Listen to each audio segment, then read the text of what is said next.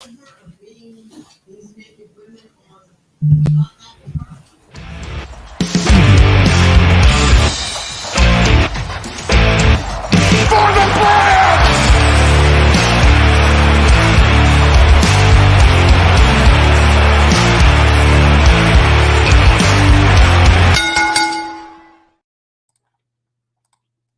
is going on, guys? Welcome to Outside the Brand. This is your WWE Crown Jewel 2023 preview and prediction stream for November 3rd, 2023. I'm your host, Phil, and of course, this is Outside the Brand. Thank you so much for joining us right here on your Friday nights, wherever you may be. We are doing this like 15 minutes before Friday Night SmackDown is even on the air.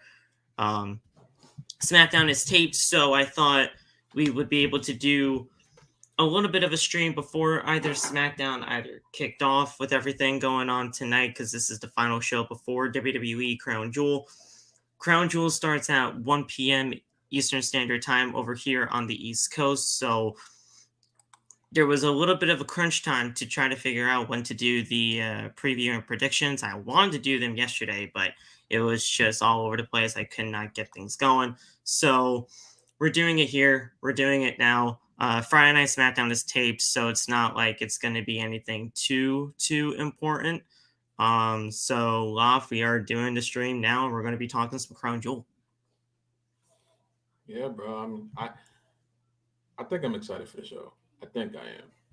There's a lot more. There's a lot more to the show than what people truly realize, I think. Yeah.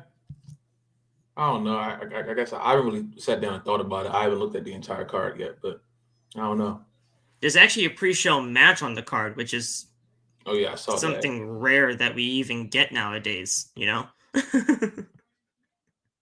So yeah, we're going to talk about Crown Jewel. We got 8 matches to discuss, and that's including the pre-show. So it's not like it's too totally, it's not like AEW where there's like 16. So yeah, you can get right into it, guys. Hit the like button, turn on the bell for all notifications, subscribe to the channel if you are new, join the channel, and you guys can get access to the OTB Discord if you're not already. It's a lot of fun over there. Yeah, it's a crazy community over there on the Discord end, but at the end of the day, we're fun. We have a good time, and the OTB Discord is where it's at. So yeah, we've been out of it for like about a week or so, but I'm gonna get back into the swing of things. We're gonna get things going again, and we'll get right back to where we were. So, guys, let's get right into WWE Crown Jewel 2023. It looks like it's going to be a good show. So let's get right into it. We're starting off with the pre-show match. Let's go with the pre-show match. First off, we got Sami Zayn taking on J.D. McDonough. Honestly, to me, this is just to get Sami Zayn out there in front of the Saudi crowd. Sami got the win. I don't feel like JD's winning this thing at all. Absolutely not. He's going to he's catching the beat down for like weeks now, but he's going to catch another one. So yeah. I legitimately think this match is only happening so that Sami could get in front of the Saudi crowd and just have a win, because it's not like he needs a win right now, but because KO's over on Friday Night SmackDown, Sami is on his own over there on Monday Night Raw. He can get a win here in Saudi Arabia for Crown Jewel and just continue on his path to singles, not stardom, but get back into the swing of things. Pretty much. It's crazy how he went from main event to pre-show, but that's a different conversation for a different day. Yeah. I don't know if they, look, like you said, it's a whole other different discussion for a different day, but Sami Zayn, WWE dropping the ball on him. I wouldn't go that far, but there's a little bit of work to be done when it comes to Sami Zayn being a solo competitor on Raw. Absolutely. Doesn't help when he's fighting Judgment Day every single week. Exactly. So there you go. I mean, it's not that one isn't really too hard to figure out. Another one that is not really that hard to figure out either. I mean, you could have a little bit of a back and forth when it comes to this match, but Cody Rhodes versus Damian Priest. I am so glad that this is not for the Money in the Bank briefcase, because I thought during that final promo on Raw, where Cody was like, where Cody basically called Damian a follower instead of a leader himself, because, there's no leader in Judgment Day. Mm-hmm. I could have sworn that WWE was going to have Cody Rhodes challenge Damian for the briefcase, but I'm glad that's not the case.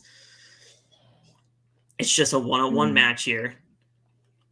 But either way, I still have Cody winning this thing. I don't know if Damian's really going to be winning this thing, because this is going to be a busy night for him.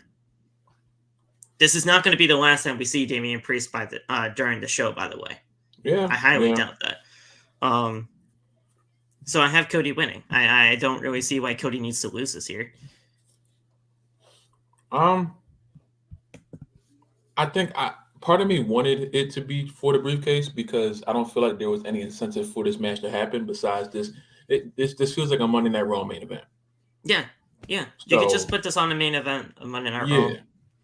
So I thought, like, if they wanted to add some incentive, obviously that's one incentive, but I don't know. I feel like it can go both ways. I definitely was on the side of maybe putting the briefcase on the line. I don't think Cody losing at this point would do anything, because we all know what Cody's future is going to look like, most likely. So right.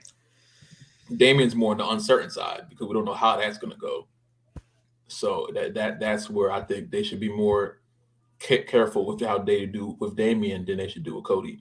Cody's obviously going to win the match, but before today, I was thinking like maybe add a briefcase to it, but I don't know. Damian, he's a very interesting kind of character, because at the end of the day, we see him with this Money in the Bank briefcase. He's running around with it. He's doing the things with it. And, like I said, this is not going to be the last time we see of him during this pay-per-view, because there's a lot of things going on when it comes to the World Heavyweight Championship conversation, and we'll get to that later on in the show. But you see Damian Priest with this Money in the Bank briefcase. I highly doubt he's cashing in successfully at this point. And, with him just running around with this briefcase, it's kind of like, yeah, sure, you put the briefcase on him. You have a lot of stock in him. You can clearly see that by the way WWE is presenting Judgment Day. But if he's not even going to cash in successfully, I mean, why don't you put the briefcase on him in the first place? Like, I just really didn't understand that. I mean, that was the only thing I had the night he won. It was like, we all, I won't say we all, but I believe me and you wanted LA Knight to win. Yeah. I had LA Knight penciled in, yeah. Yeah. So it's like him not winning, and then you go with Damian now, and I like the fact that he has the briefcase and he's not just cashing it in on the first night of having it. Right. Because that was a reoccurring problem with both the men and the women. But honestly, I feel like this is the longest we've seen somebody hold the briefcase in quite some time. It has to be. Yeah. As far as I can think. Yeah. I don't know. I don't believe in Damian being World Heavyweight Champion anyway. So I feel like he can be a world champion someday, but it's just not in the cards right now. It's just not going to happen. With Seth and Roman, no. That's what I'm saying. I mean, I don't think you get much out of this, because plus they're overexposing the Judgment Day. As much as I love them, they're overexposing them. Really if anybody is overexposed, it's the Judgment Day, and it's not Seth Rollins. I saw that comment. Who said that? Really? Yeah, I was in a live with Lewis and Axel, and everybody in that comment section, for whatever reason, was saying that Seth was overexposed and not the Judgment Day, which I don't know. That's a whole other discussion too. That's but yeah, this was Cody Rhodes is winning this thing. Damian. And the thing is, Damian will be fine because he has a Money in the Bank briefcase, or at least that's what WWE's logic is, and this is not going to be the last time we see him. Yeah, I mean, I don't know. I don't know. They're probably going to tease the cash in. I still think there's nothing in that briefcase. So until they show something different. Well, here's the thing. You're not totally wrong because they just use that Money in the Bank briefcase as a prop. There's no actual contract in that briefcase. You know that. Yeah. You know that. So, like, I mean, like, when we were kids, we all probably, like, thought legitimately that there's a piece of paper in that briefcase and that whatever happens, you can see that paper when they open it up. There's no paper in that briefcase. Nope, nothing. Air. It's like when Brock hit. It's legitimately in a briefcase where he was just holding it open. He was just holding it. I was like, okay. There's nothing in that briefcase. Cool. Yeah, we'll see what happens. But Cody, he doesn't even need the Money in the Bank briefcase, which is why I was so happy that this match was not even for the briefcase anyway, because Cody doesn't need it. I could have sworn Cody was actually going to win Money in the Bank when Money in the Bank was going to be happening. When Cody was in that Money in the Bank promo before he got hurt and the whole thing, I thought Cody was going to win Money in the Bank then. I could have sworn that was going to be the case, and then he got hurt. Could have went that route. They could have went the whole RVD winning the briefcase. I'm like telling him I'm going to cash it in on you at this point. They could have just did that, but I mean.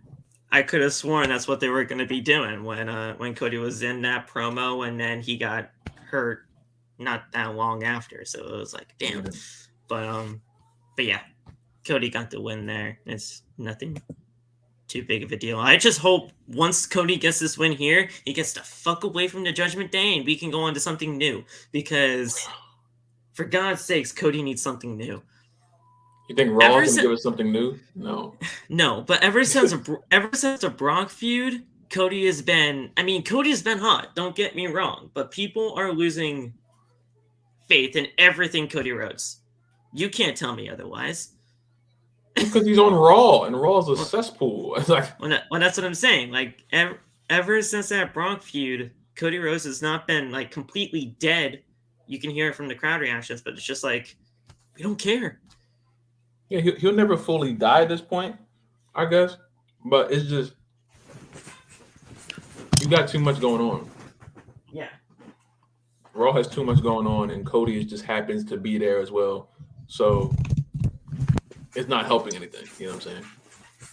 Now let's say Damian wins this thing, which again I think we both highly doubt that.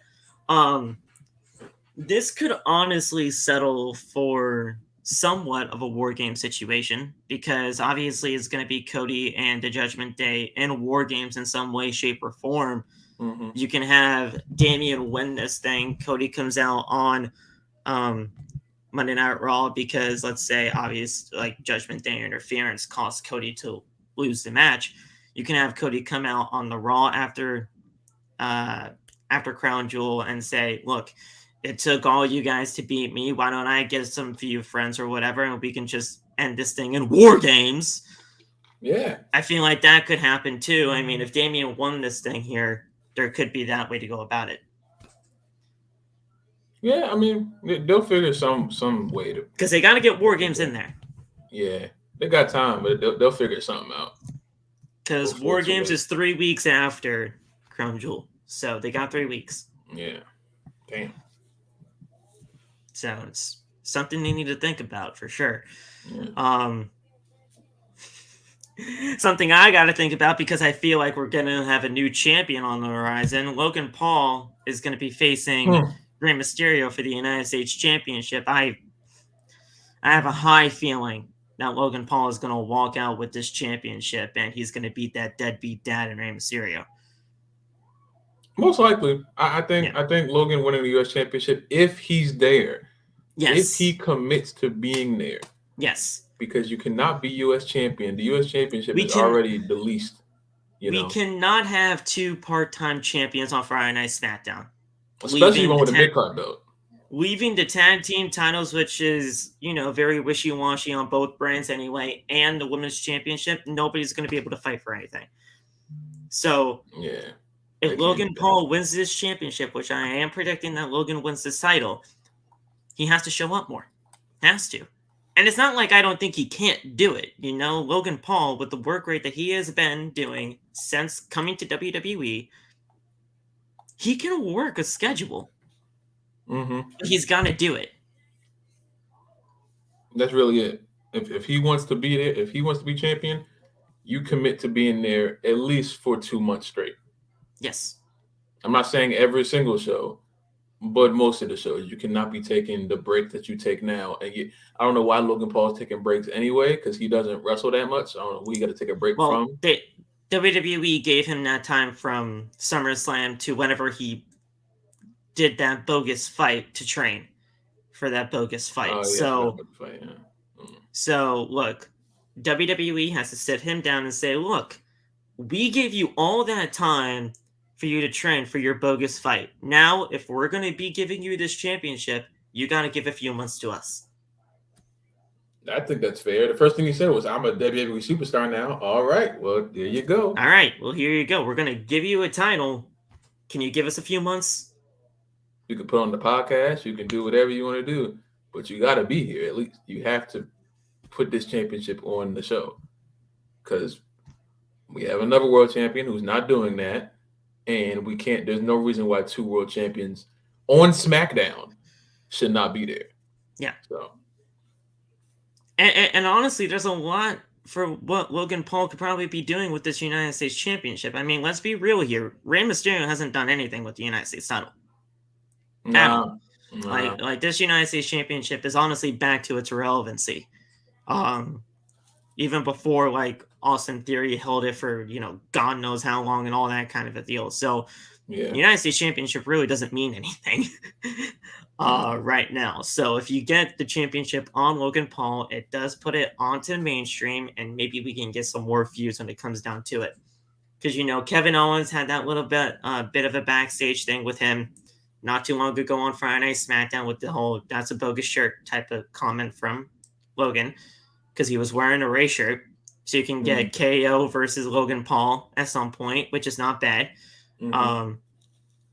I think there's probably going to be some sort of like a tag team match at Survivor Series because, Dom and Logan have some sort of a friendship now. Yeah. So Ricochet and Mysterio versus Logan and Dom at Survivor Series, possibly. Who knows? I don't know when it comes down to that.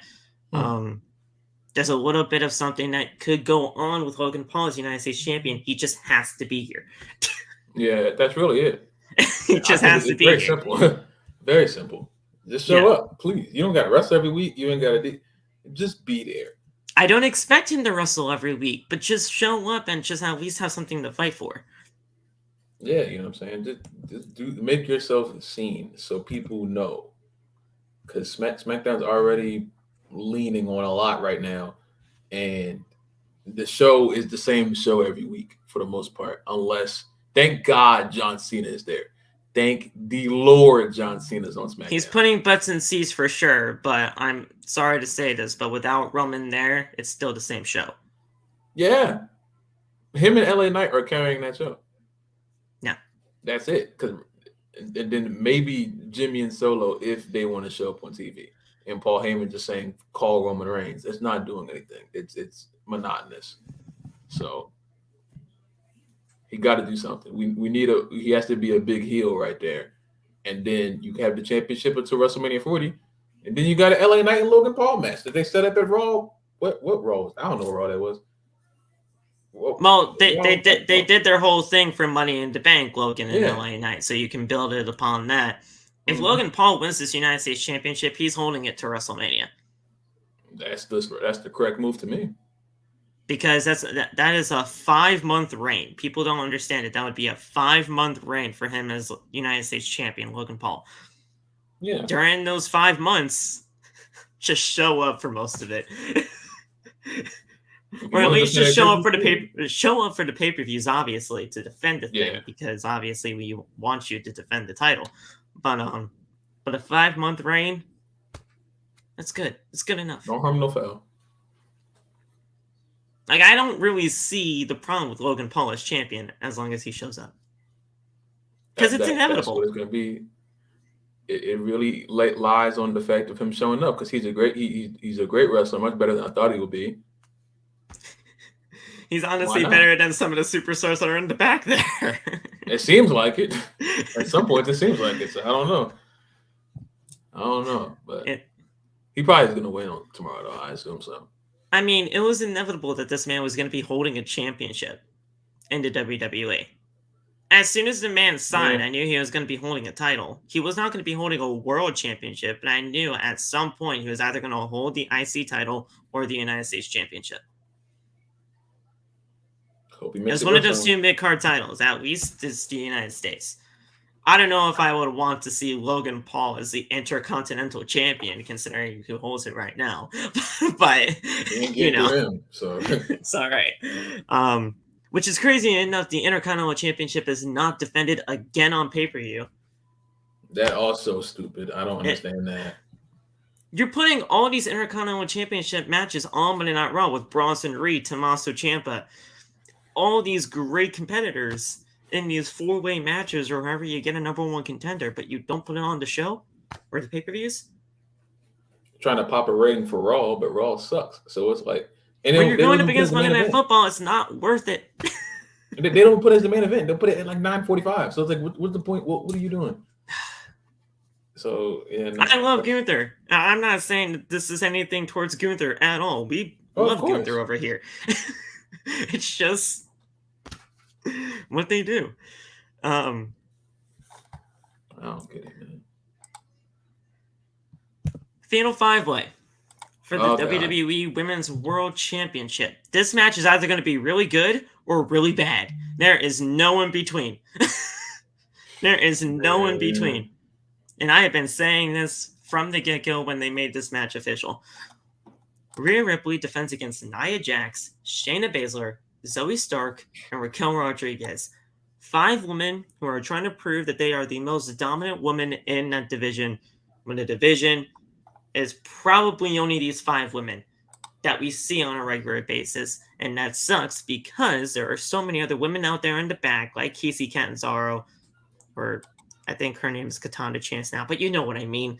Kaden Carter, Indy Hartwell, Candice LeRae. There are so many women on this roster. And they're super talented. But it's these 5 women they went up against. And it's crazy. Now, shout out to Michael Cole because he thought Candice LeRae was Candice Michelle the other night. I thought Candice Michelle was in the ring. I was like, holy shit, this is going to be interesting. But no, it's Candice LeRae. But I don't know, man. I mean, they're trying to prove who's the most dominant woman on the roster. Rhea Ripley is not losing this title. Yeah, she's going to pin Zoe and Denver's going to get out of that, you know.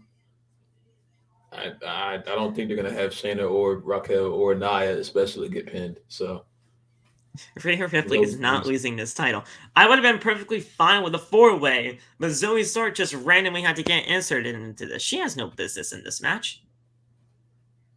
Hey, listen. I like Zoe Stark, don't get me wrong, but out of all the women here, Zoe Stark is the outlier. That's why she's going to get pinned, and then we're going to move on from that.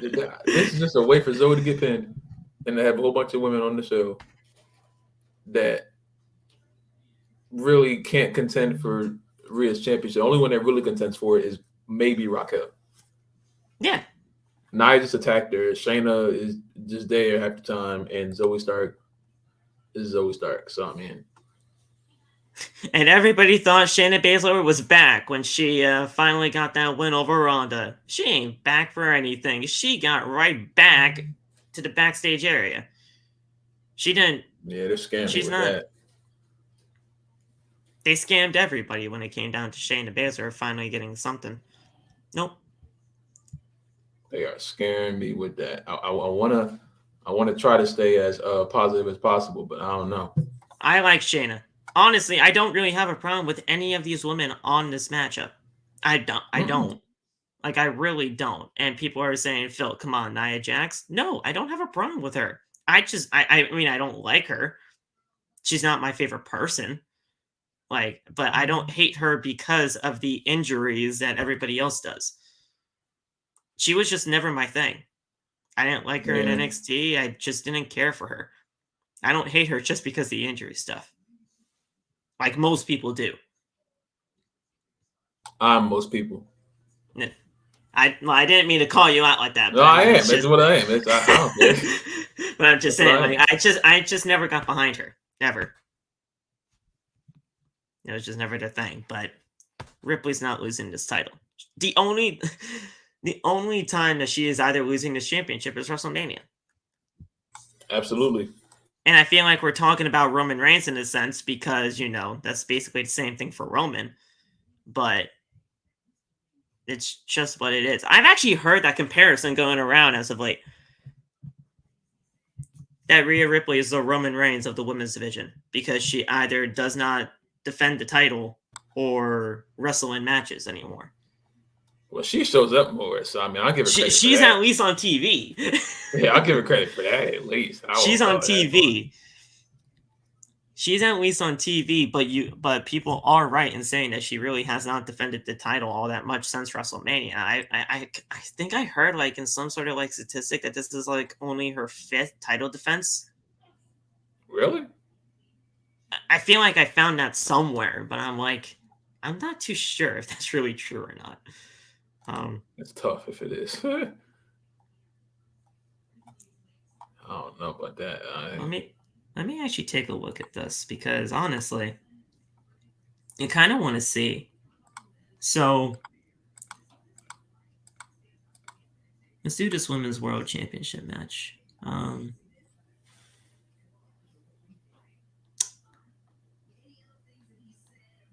Okay, so she won the title.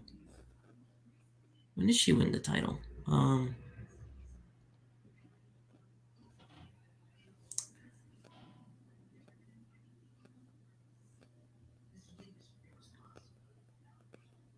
So she won the title back at WrestleMania, right? Yeah.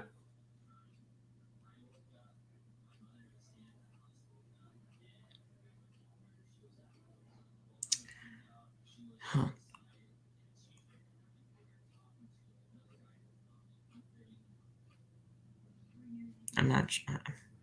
I'm honestly not even finding it now. I thought I did. I thought I had it.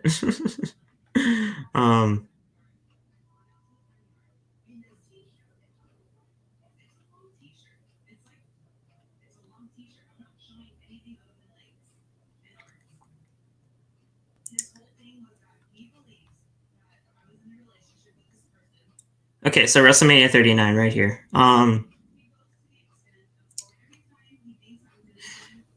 Okay, so she had the title match against Zelina Vega, right? That was on May 6th, so that was Backlash. Then she had a match against Natalya. I remember at the Night of Champions show. That was only like for a minute. So that was number 2. She then had a Natalya again on Monday Night Raw. Oh God. Which everybody, oh my God, like loved that match apparently. They got that. I was not on board. Women's World Title match against Raquel Rodriguez back at Payback 2023. And then they had a rematch again on Monday Night Raw on the 11th of September.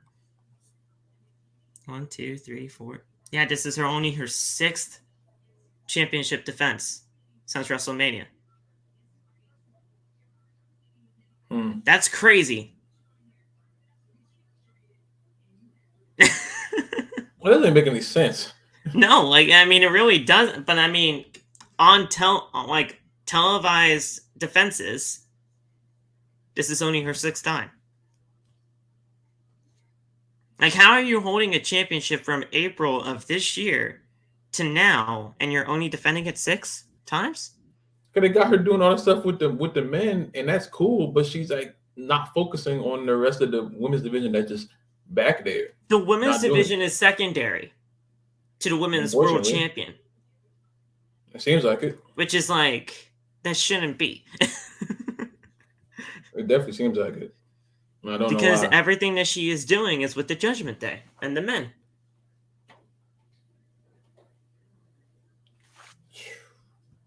That's bad. That's bad. Now, I'm not saying we need to completely, reroute this and say we got to have a new champion. Rhea's going to retain this title here, but they need to do something quick.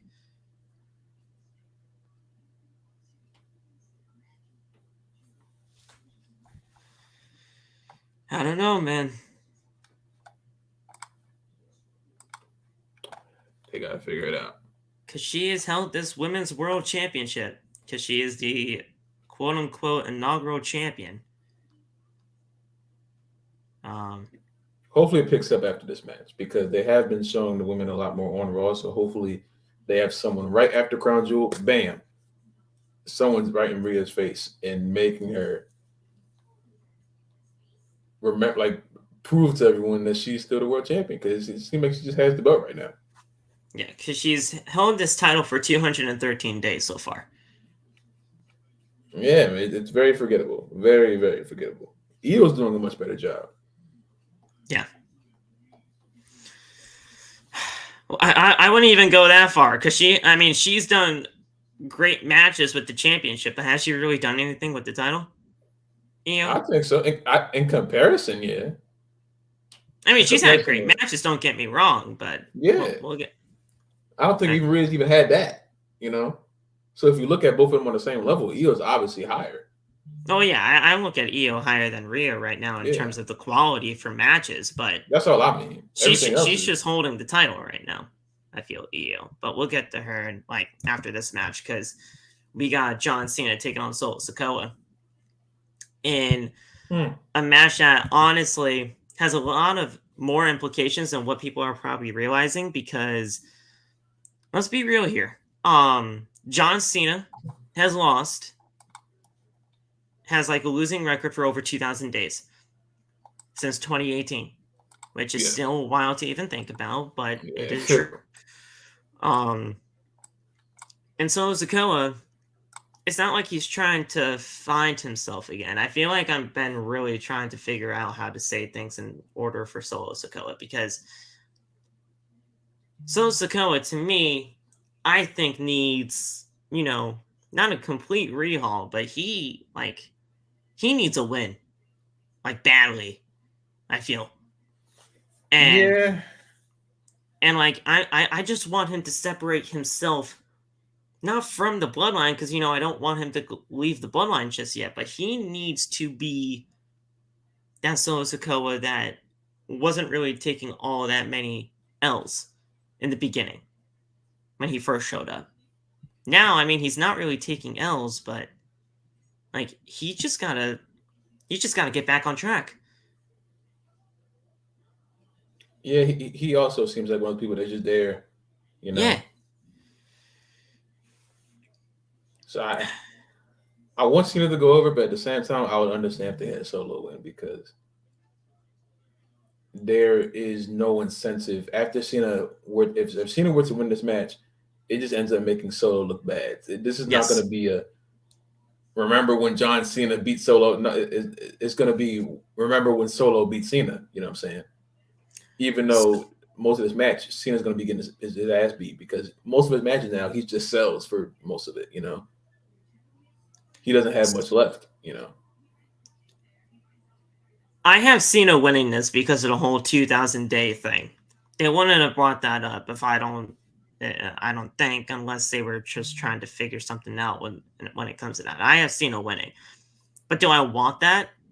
No. Solo needs this win. He needs this win more than John.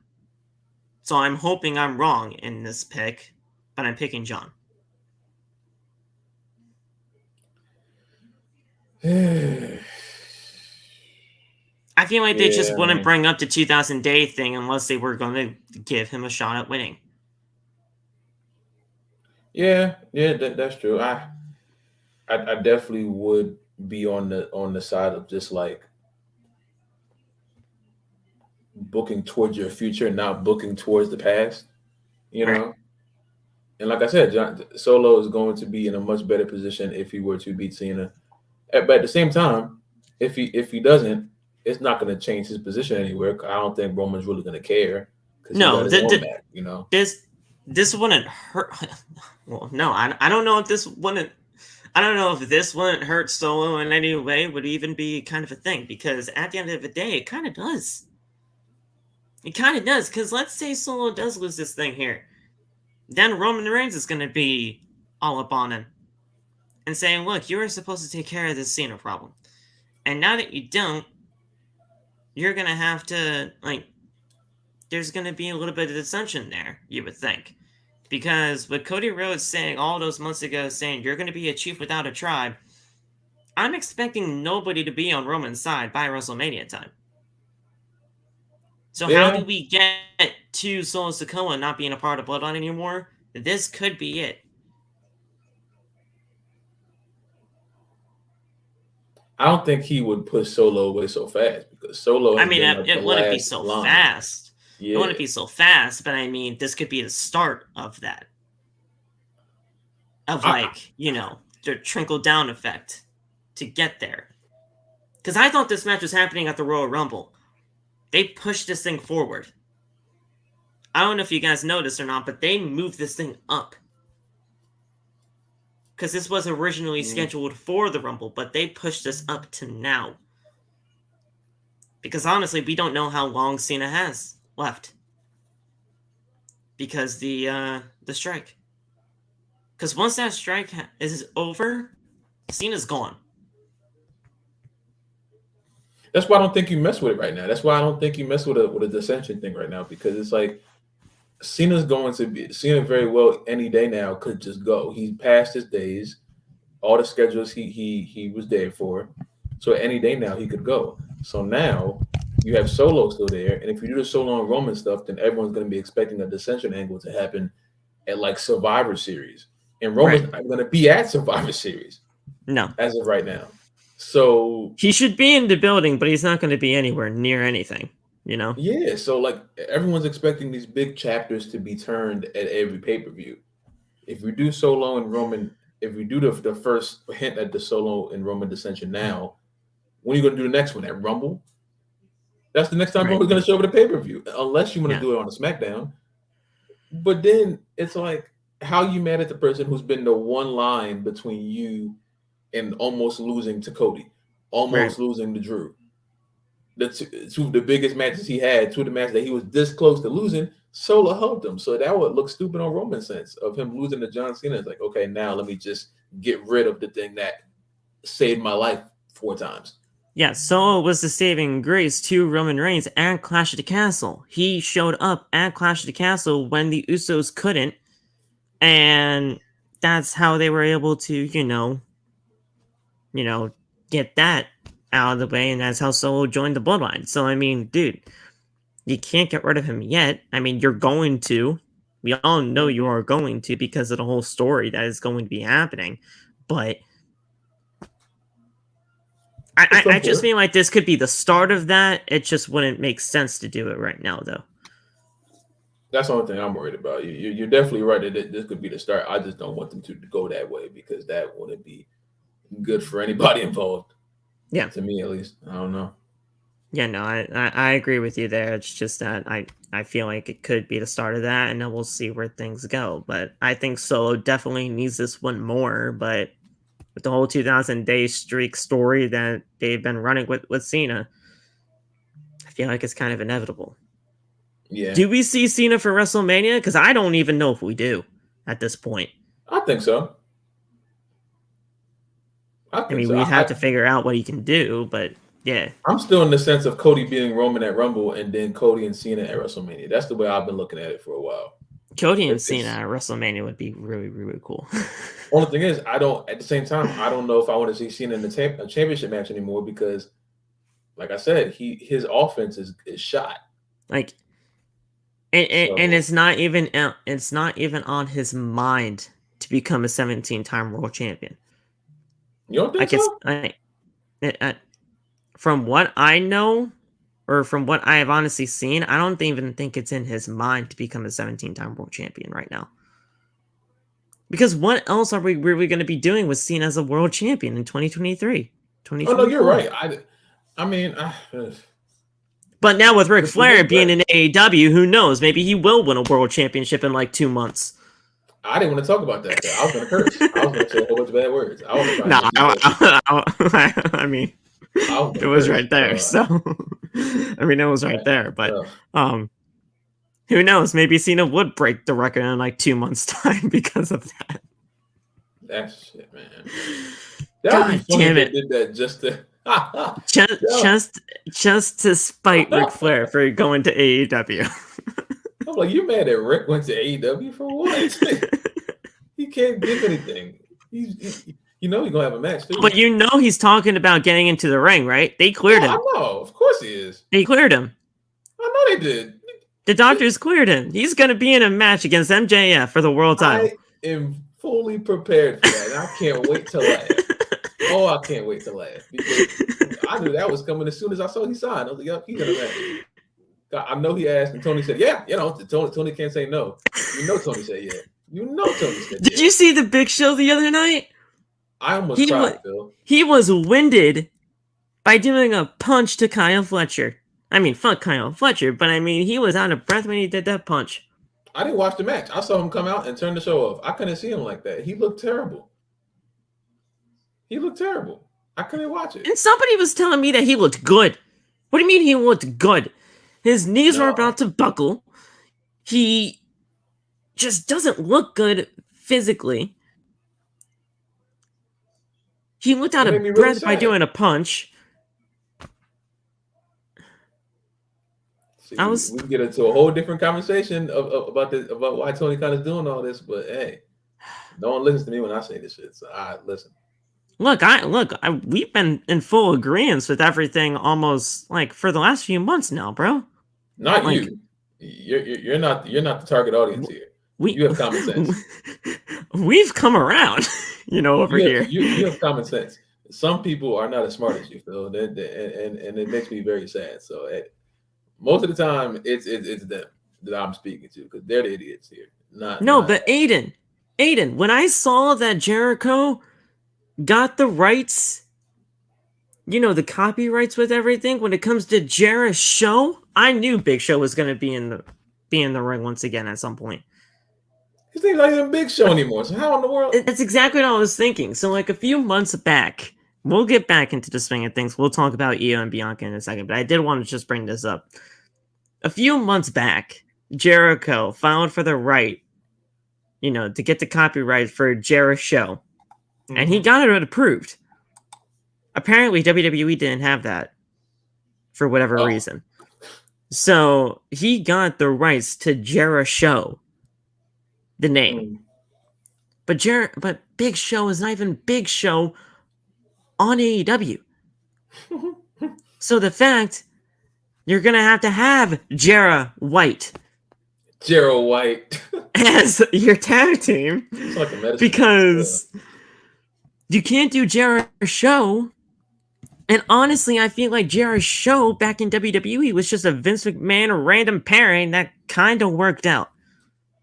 And I wouldn't think terrible theme song. Some people say that was probably the best part about him. Break the walls down. It's the Big Show. That was the worst. Oh my god.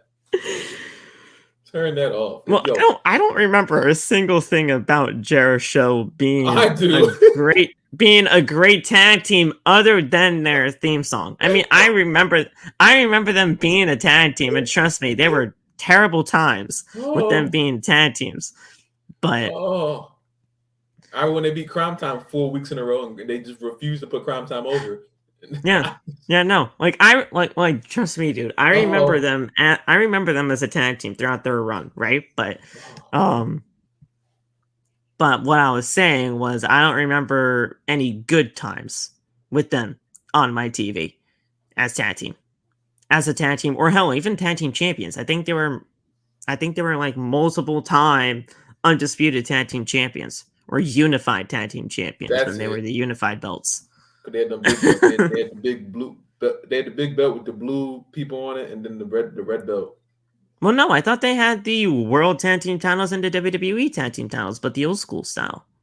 That's what I mean. The gold ones with the red and the blue people on them. Yeah, when they were known as the World Tag Team titles and the WWE Tag Team titles, the unified tag team titles. I thought they called the blue ones the unified ones. I never understood that. No, it was the WWE Tag Team Championships and the World Tag Team Championships merged together to form the unified tag team titles. Because one of them was on SmackDown, one of them was on Raw, and they merged them together, apparently. Just like it is nowadays, but it's just different names. Yeah. It was just... Back then in like 2008, 2009, fuzzy. But I mean, I do remember that. Tough days. But Cena wins to me. I want Solo to win badly, but... And it's not even against John. I love John Cena. We all love John Cena here. It's just not Cena's time to win that match. Yeah, you're probably right. IYO SKY versus Bianca Belair for the Women's Championship over on Friday Night SmackDown.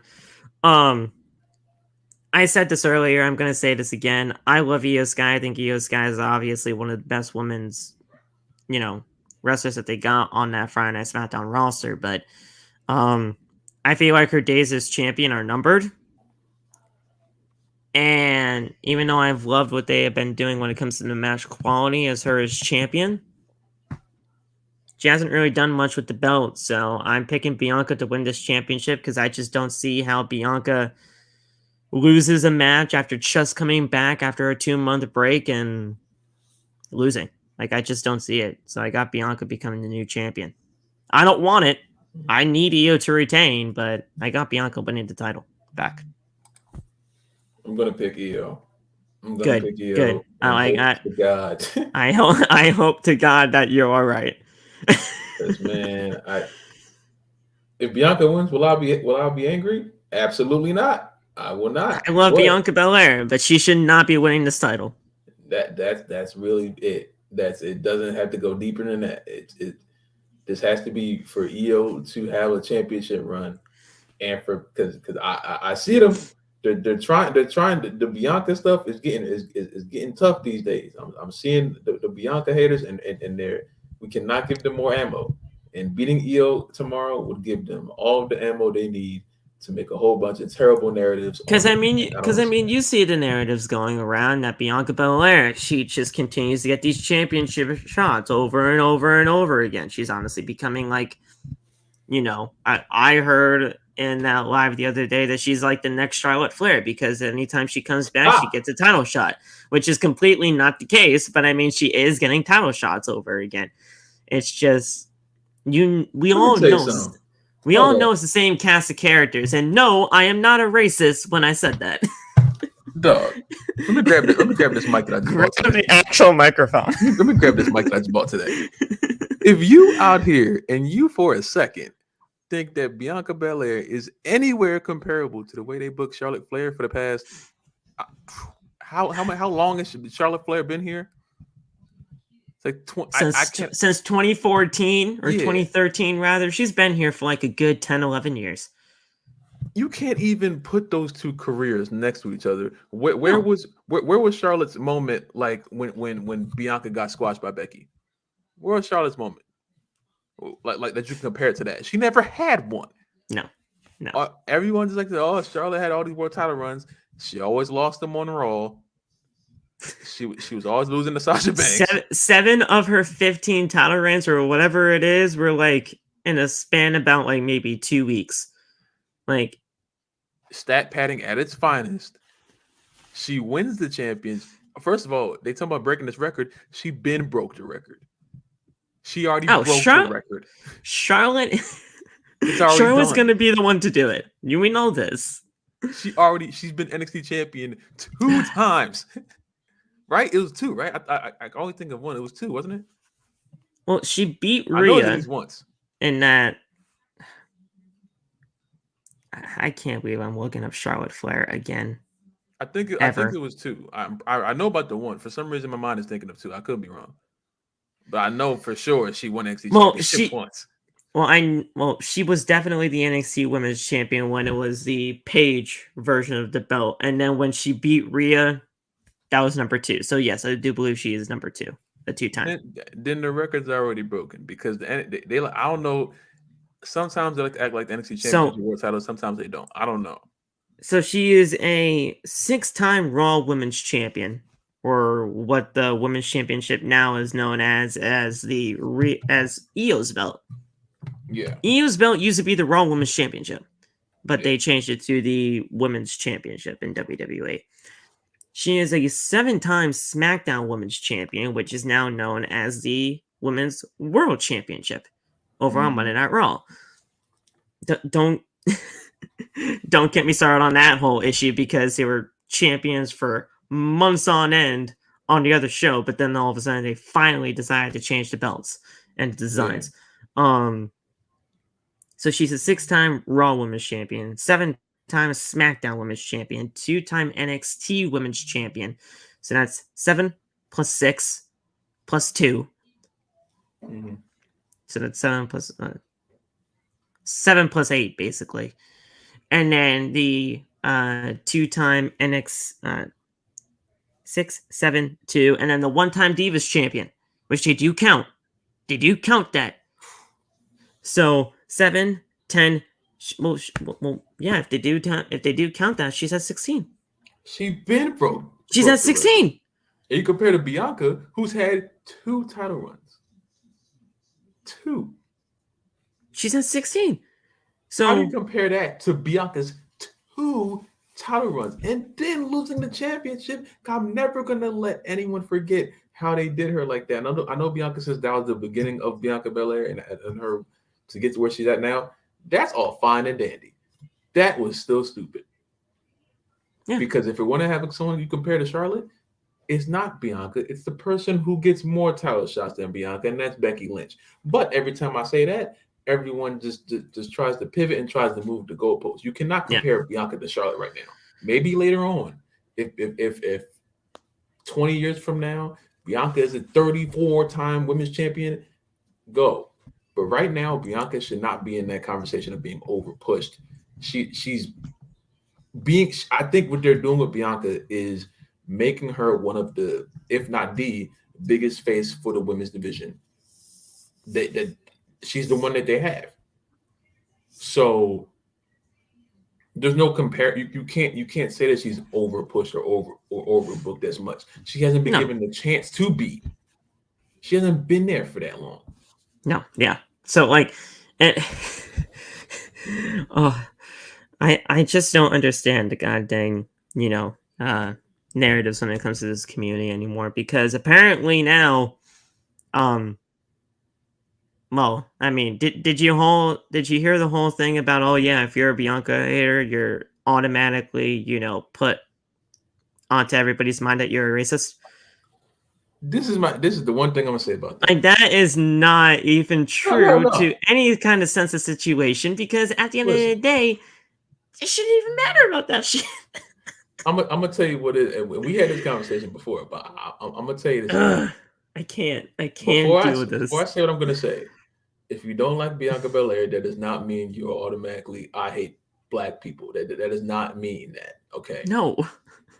But in the same sentence, if the only reasons why you get mad at Bianca because she flips her hair and she talks a certain way and she's arrogant a certain way, then maybe, just maybe, people are gonna think that. Because if you can't that's what I'm saying.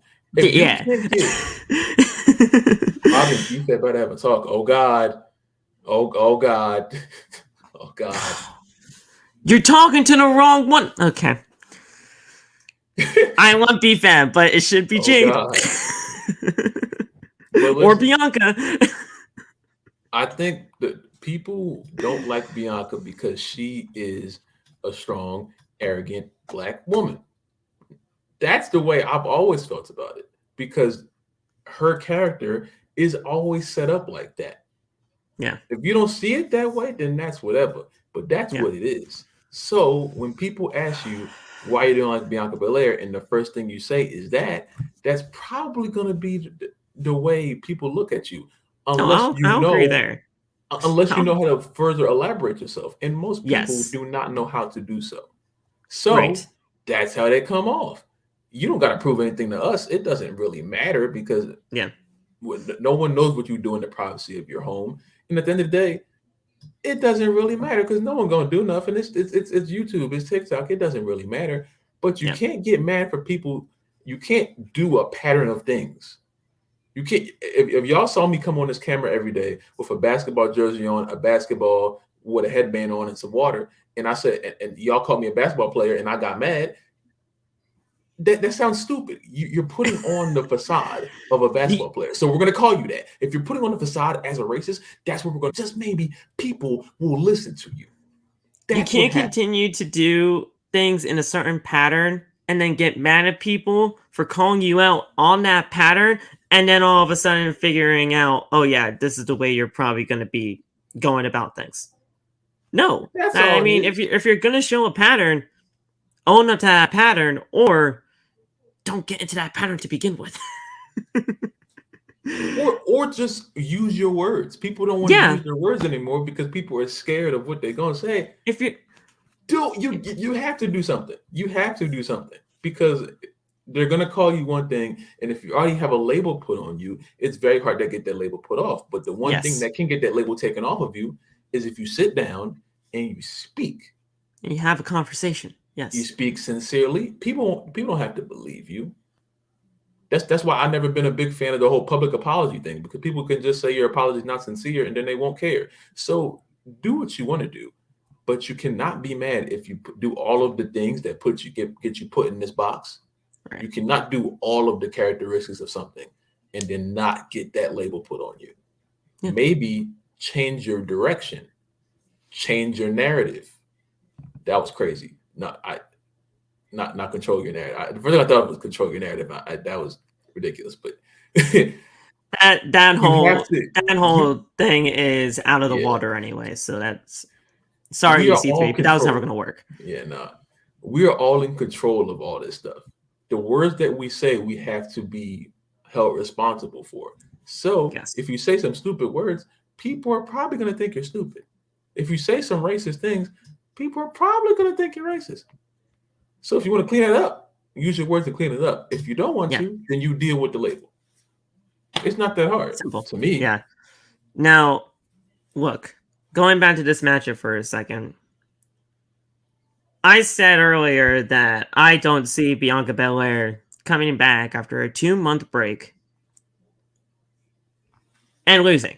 Like, I just don't see it losing, especially in the first match that she's had back.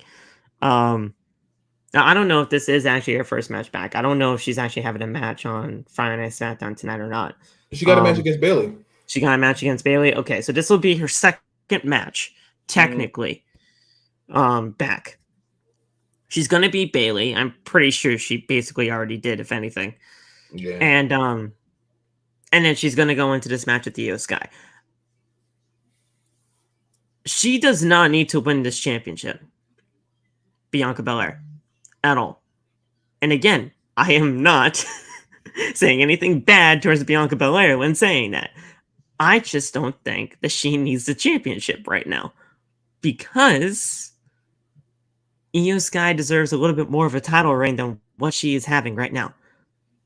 That's completely understandable. You're correct. But I'm actually scared about Bianca Belair actually winning this championship here because of one person that is in on this as well here, and that is Bayley. Bayley could legitimately cost IYO SKY this championship. Now, whether that's on purpose or whether that is on accident, that's up for WWE to decide, because I do feel that we are going to be getting Bayley versus IYO at WrestleMania. Now, whether that needs a championship or not, that's up for debate, and then it's honestly up for WWE to decide. I personally don't think it needs a championship, considering the way that they have been laying this out. But there you go. So I don't see IYO SKY walking out of this pay-per-view with the championship. And that's not, a complete, waste of a title reign for IYO. But in some circles, it might be a complete waste, because why would she hold the championship if it was just going to be losing it back to Bianca again? it's just very, very strange the way that they went about this, because Bianca just randomly showed up again, got a title shot. I shouldn't be saying it in that way, but that's just the way that they've been presenting it. I'm not saying that in the words of Charlotte Flair. Yeah. It's just she came back after an injury, quote unquote, got a title shot, and now she's on a pay-per-view. I think it's always going to be different because it's Charlotte totally Flair, different than what Charlotte is. I'm not yeah, saying there's a comparison when it comes to that. It's just it just is what it is. That's just how it all came off, Charlotte Whatever, Flair will Nate. always be. Yo, Nate. Charlotte Flair will always get that Charlotte world title run whenever she wants. Yeah. Bianca doesn't get that. And Bianca does, and probably never will get that for a multitude of different reasons. But that's never going to be a comparison, ever. And now Charlotte is, and people forget, Charlotte is also woven into this as well. Yeah. We all know Charlotte's woven into this because Charlotte and Bianca Belair, they're kind of good with each other right now. For some reason. I don't even understand that. Because as of right now, Bianca Belair is still a babyface. She's looking more like that something could happen in the future. But she's basically a babyface in all of this as well. So I mean, hell, there's so much woven into this. I mean, you got the whole situation between Bayley and Io. You got the budding friendship or whatever between Bianca and Charlotte. But that's not going to last. Yeah. Bianca and Charlotte as friends is not going to last. That's not lasting. And then Bayley and Io, that's basically inevitable. So basically those two matches right there, or those two groups of people, those are matches for WrestleMania to me. Most likely. It's just a matter of how we're going to get there. Yeah, that's the thing. With the championship involved in all of it. That's the thing. No one with Charlotte Flair, with Becky Lynch, they'll just do something that's nonsensical. Right. Those are the only two women on that entire roster, and maybe Ronda when she was there, that they'll just throw them in a title shot and not give any story. And they've done it before. Now they will not do that for her. Now let's say that with these two groups of people right here, Io and Bayley, let's say that basically those two matches are confirmed for WrestleMania. Io versus Bayley and Bianca versus Charlotte. Mm-hmm. If you were to put that championship, which is on the line here, in one of those two feuds, what one are you doing it for? Because both of them technically don't even really need the title. But one of them is probably most likely going to have it on the line.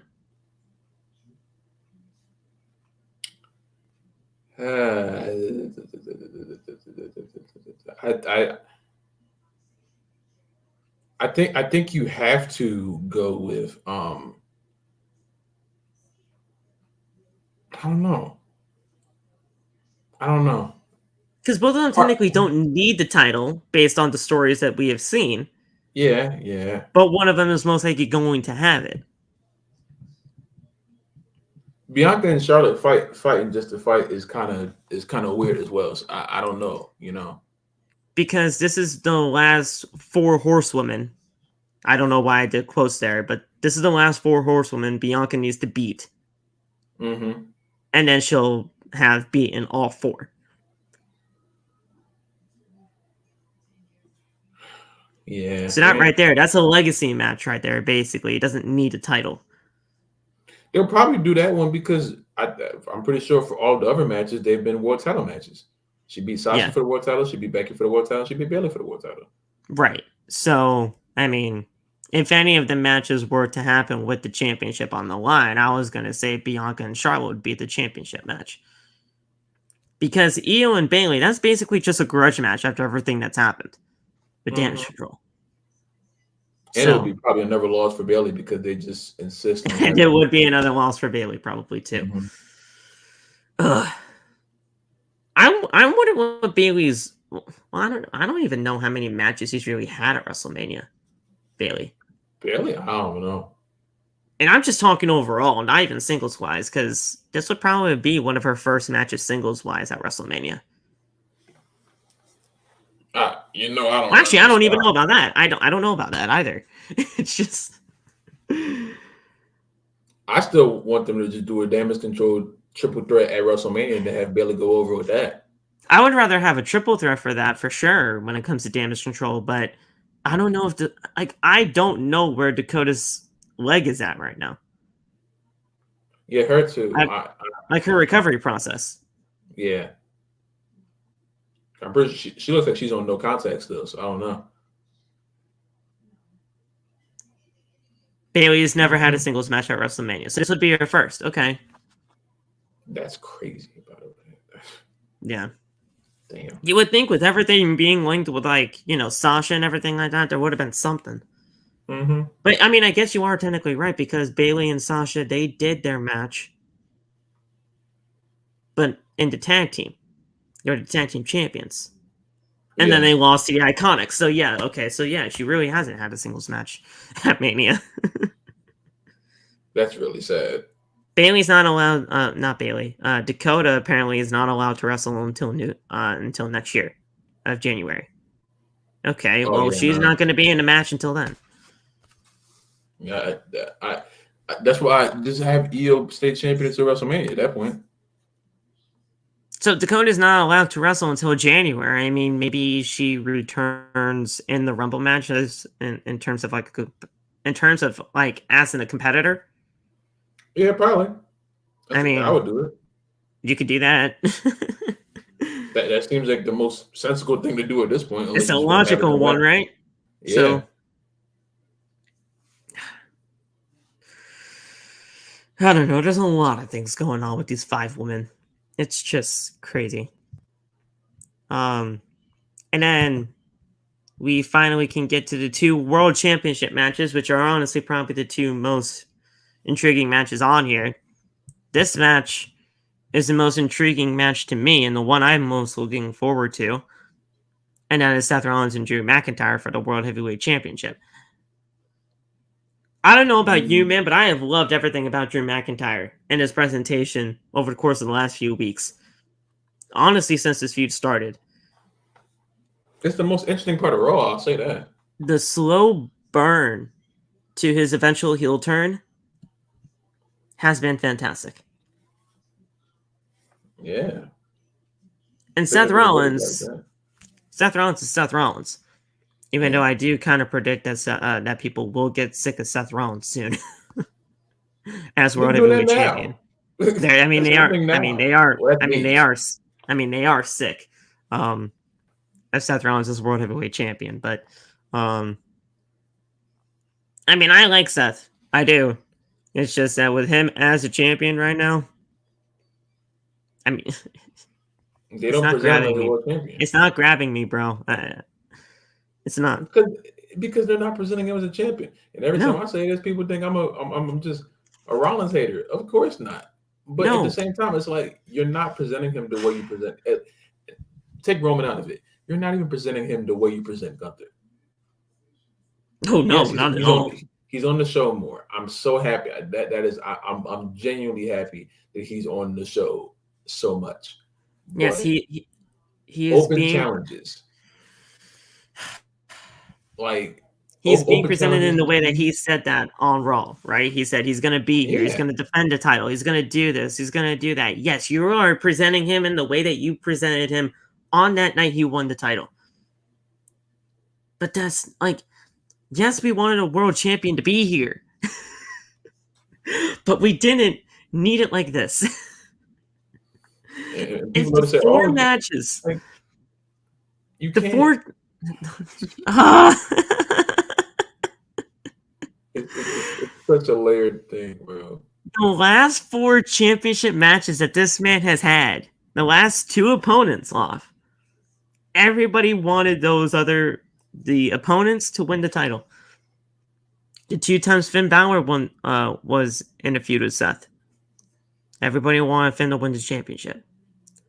The 2 times Shinsuke Nakamura were in these championship matches. Everybody and their mother wanted Shinsuke to win this championship. Now everybody wants Drew McIntyre to win this championship. But is he going to win this championship on Saturday, tomorrow night, or tomorrow afternoon? No! I don't think he's winning this title. And if they do this rematch again, for let's say the Rumble or something like that, is he going to win there? I don't think so. Seth is going to be champion until WrestleMania to me, and they are going to be sick of him by then. Like, really sick of him by then. There's no change. Rollins has not evolved since he won the World Championship. He is still the exact same. That's the perfect word. That's the perfect way to go about it. He has the same issue that Rey Mysterio has. Rey Mysterio is U.S. champion. Great. He's always on the show. Great. Rey Mysterio has not evolved. Seth Rollins has not evolved. Roman Reigns and Gunther have evolved. Obviously, Roman has evolved more, but Gunther has also evolved because now he's obviously looked at more as one of the most dominating figures in the company. Some people might say the best world champion in the company. That's my vote. Yeah. But you cannot present him the same way you presented him as a challenger and expect people to be on board. You can't just rely on the fact that he's Rollins. We know that. But you haven't done anything, and you haven't having pointless matches on Raw with JD McDonough for what? Seth Rollins, at this point in time, is just a theme song. Yeah. I love Seth. As an in-ring competitor, he's great. Absolutely. He's fantastic. But you can't tell me right now with the way that he has been presented on WWE TV that he's good. He's good. No, he's not. Like, he's not. He's just the theme song. And at the end of the day, it shouldn't be that way. Yeah. We all know that the championship in WWE is Roman's title. Mm-hmm. But you made this championship to be put on Monday Night Raw so that it doesn't have to be that way. Yeah. And you're just not making that happen. And the thing is, it always happens with Seth Rollins too. Always. Seth Rollins is great as a chaser for the championship. But when he holds that title, it's great for the first 2 months. And then people get sick of it because what else? He does not evolve. That's a perfect way to go about it, Laf. The way you said he just hasn't evolved, that's the perfect way to say it. Because he hasn't. That's all it is. That's all it is. People like make it seem like it's more than that. It's not more than that. It's the simple fact that he has not evolved since he won to now. And everyone in the company, if you become world champion, we expect you to knock into another gear of what you can do. Not only in the ring, but on the mic. Before you even say a word, he's the same person. He's doing the same stuff. The crowd reacts the same way, and then you put him on a already dead show like Monday Night Raw, and he's playing second fiddle because he's not the most important thing to Raw. Judgment Day is the most important thing to Raw. Not the world heavyweight champion. He's playing second place to a stable. And he's having random matches. They just throw him in places. The best part of the Shinsuke feud was the fact that they started to treat Shinsuke like he should have been treated for 5 years now. Yes. And now you got Drew McIntyre in there, who I don't even know if Drew can evolve himself because Drew gets boring at times too. Well, Drew needs this heel turn, but I don't know how much of a heel turn is going to help Drew. Well, it'll help Drew McIntyre a lot, but they got to do something a lot more than just that heel turn for Drew. Yeah, I think Drew even has more upside right now. Yeah. Because even with the heel turn, you have something there. You don't have much for Rollins anymore.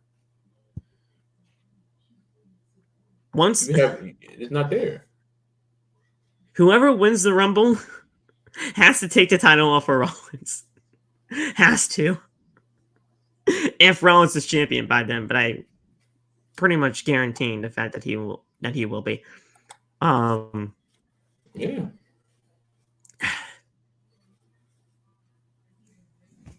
I don't know, man. I love Drew McIntyre. I think Drew McIntyre winning this championship match here tomorrow would be absolutely awesome for him because he would finally get that world championship in front of a crowd. But I just don't see it. I hope it happens eventually because the man deserves another world title run. But it's just not happening right now. And with no pay-per-view in December, it's not going to happen this even year. With that, I think him losing to Rollins would probably push him to become a heel even more. So, I mean, yes, it's probably the smartest option they got. And there's going to be heavy Judgment Day involvement in all of this because they promised each other that there's going to be no Judgment Day involvement. You want to know who's going to be involved? The Judgment Day. So that's going to be a whole other thing. And that is why I say Damian Priest, this is not going to be the last time we saw him because he'll be involved heavily in this match. Yeah. And do you think he cashes in tomorrow? I feel like there's a heavy chance that he possibly could, but I don't think he's walking out as champion. I'll be surprised. That would be surprising. Like there's a heavy chance that he could possibly cash in, but I don't think it's actually going to happen. I think he'll still have the briefcase by the end of this. When is he going to cash in? Because time is running out.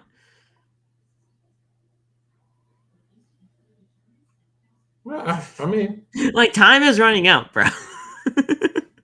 I'm not even rushing it because I told you I don't want Damian to be world champion anyway, so it hasn't really set in my head. I don't have a timeline. The more he's holding on to this briefcase, the more it's telling me he is losing his cash-in. And I've told you on many occasions that he's been losing this championship opportunity. That he'll lose that cash-in. And I said that months ago.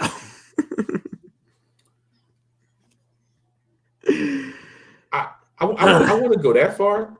It's just I don't see him winning the cash-in. I just don't.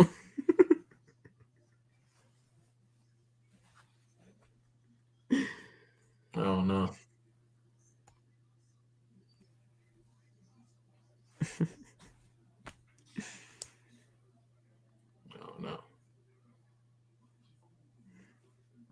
Because when did Money in the Bank happen? That happened back in July, right? Yeah. Yeah, so I mean...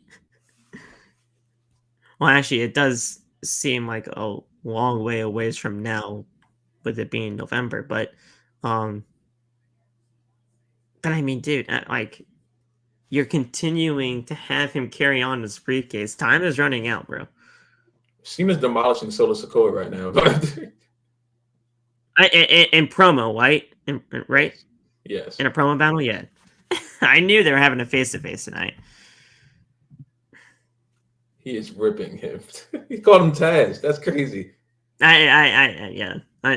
I saw that in a video clip on Twitter last week. That's nasty, man. Because they taped this show, so the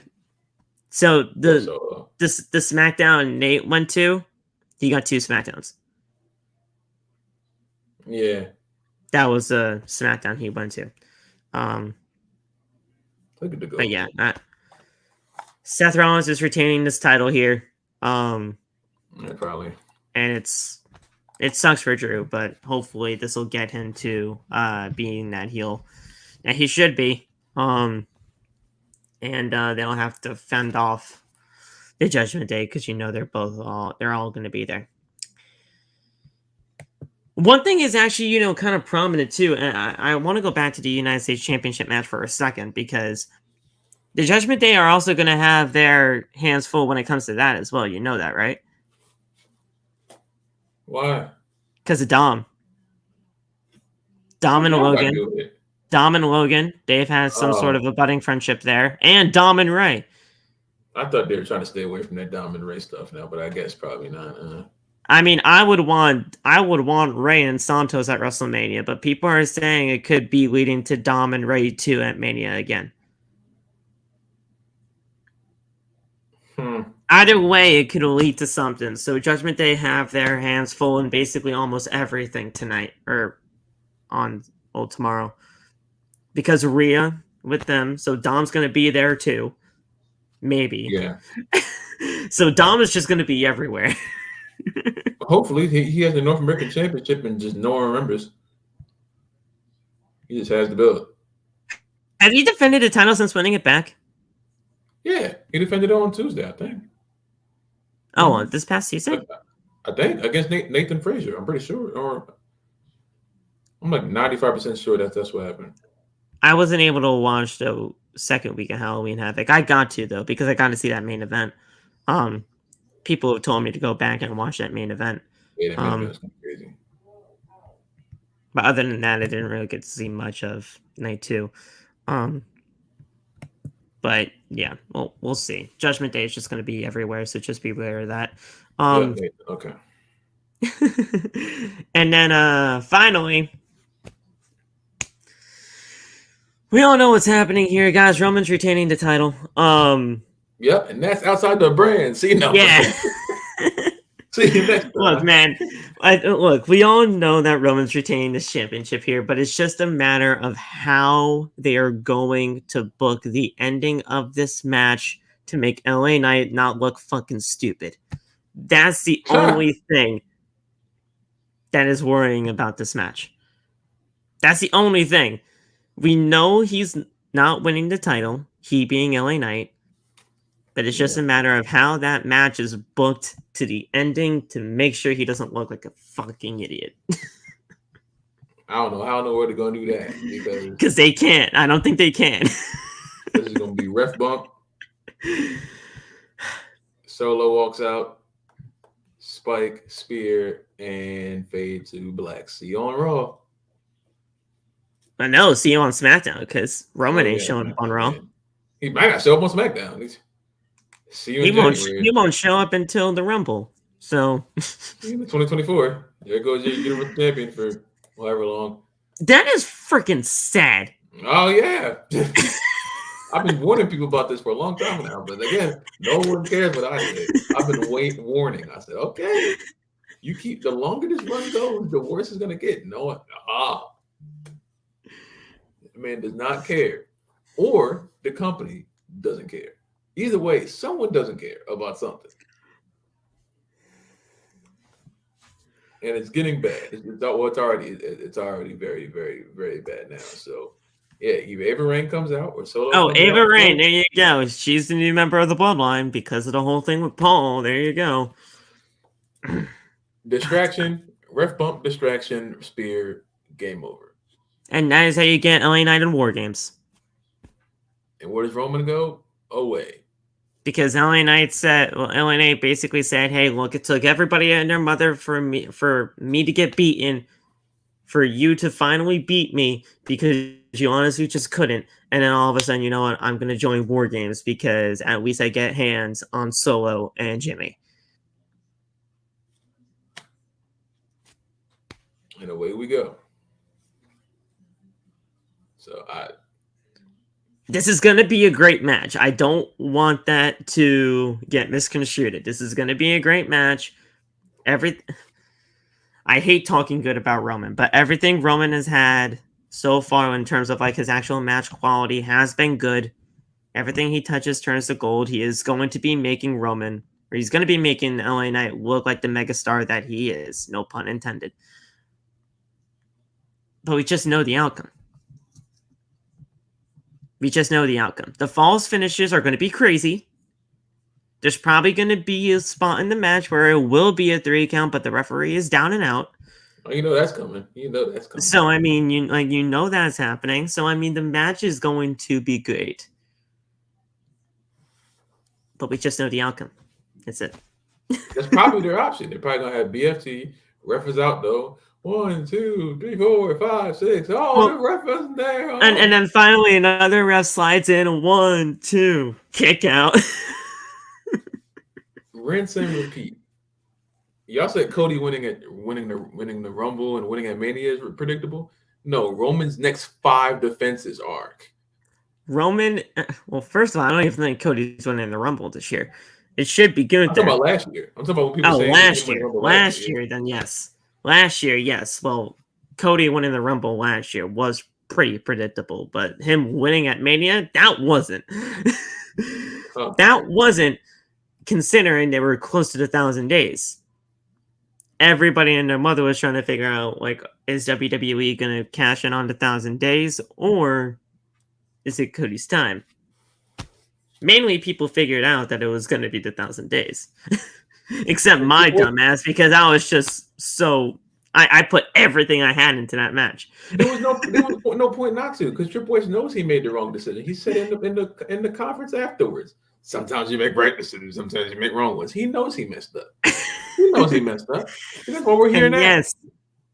And yes, to the people that are probably going to be seeing this afterwards, and I know people are probably going to, Cody is more over now than he was at Mania 39. But still, that doesn't fucking matter when you know the decision needs to be made.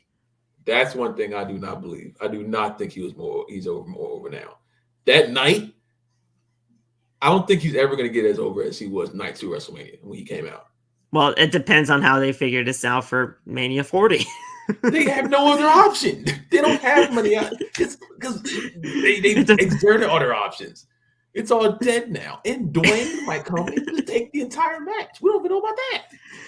They had their moment. The whole Bloodline stuff should have ended when you saw the Usos lose. No, I agree. All right there. I know. Messed up. I know. Cody Rhodes was the most popular person in WWE, damn near professional wrestling, that moment when that bell rung at 39. And they dropped it because they wanted to care more about Roman than they did about Cody.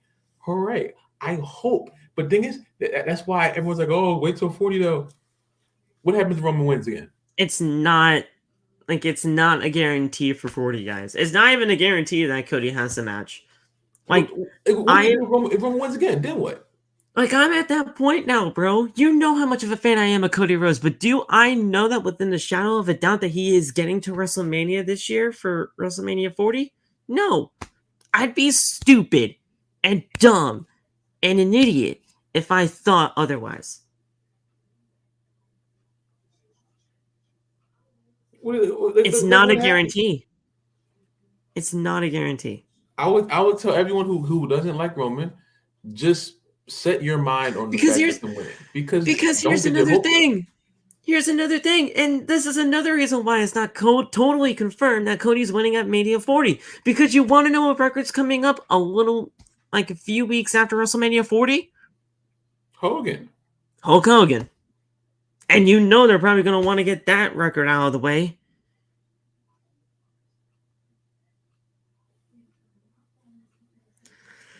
So now we're just stuck. And now we are legitimately stuck. And then I have to have the video I've had in my drafts for about 8 months now. Why did Cody Rhodes come back?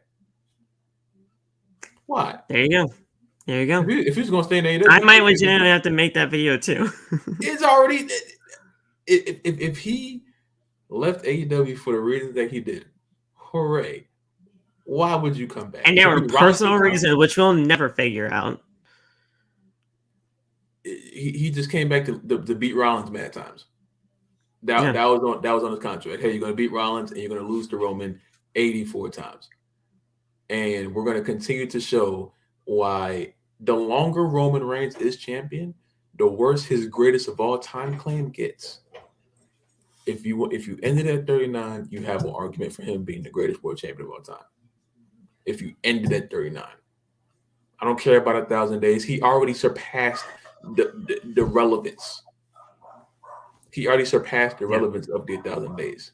Yeah, because 2021 Roman is different than 2022 Roman, and different from that. He's only gotten worse. He's only digressed. People keep forgetting that. Yeah. 2021 Roman was having TV. I'll be right back. All right. 2021 Roman was having TV matches. The Universal Championship was the most important thing in the world, and he got worse and worse. And now he's here now, and it's the least you have.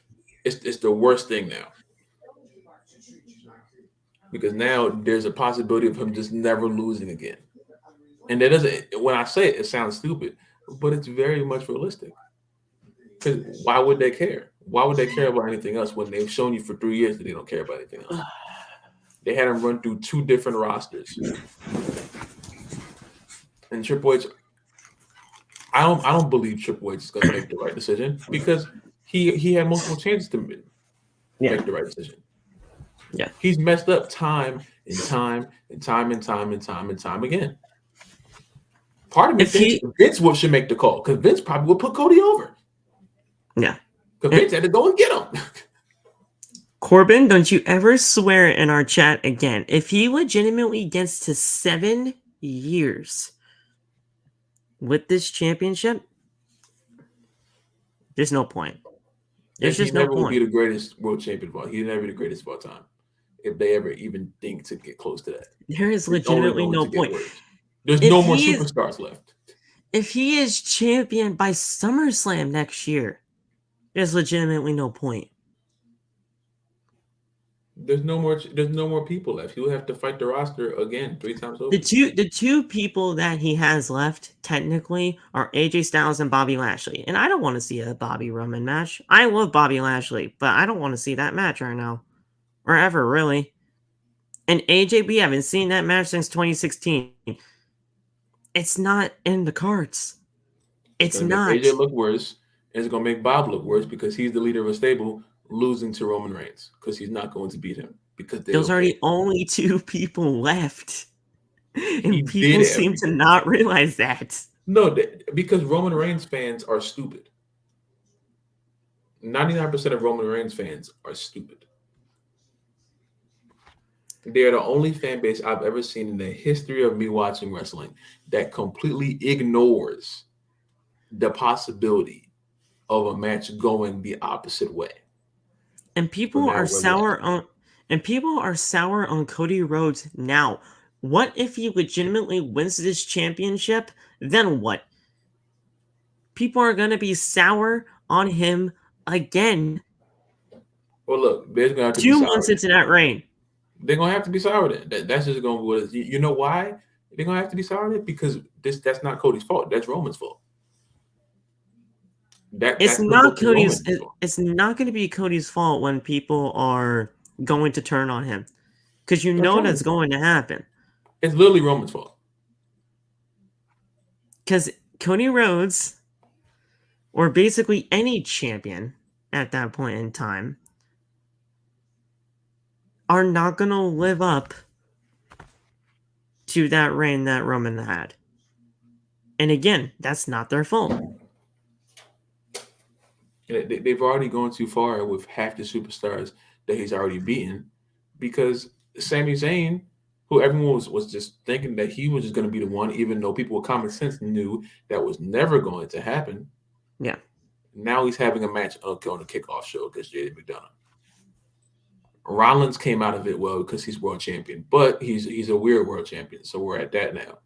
Yeah. He beat Big E. Big E's injured, and we're not going to act like Big E would be at the top of the card because they had Big E lose to Roman Reigns at Survivor Series while he was WWE champion, having a terrible run because, again, they didn't care about what Big E was doing.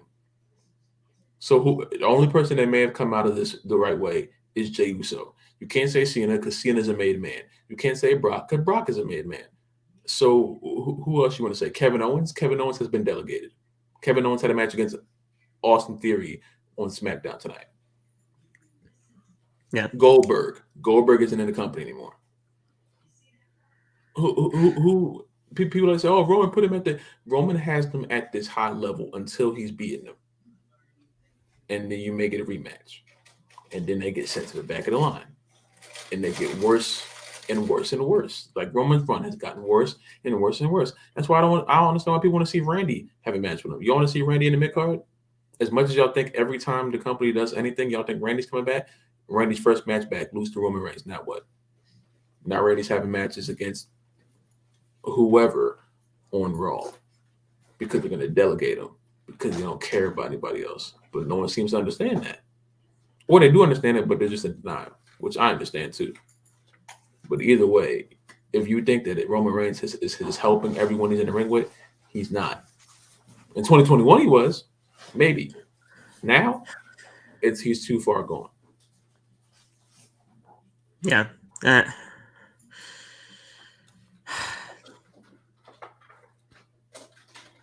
It's too far gone. Yeah.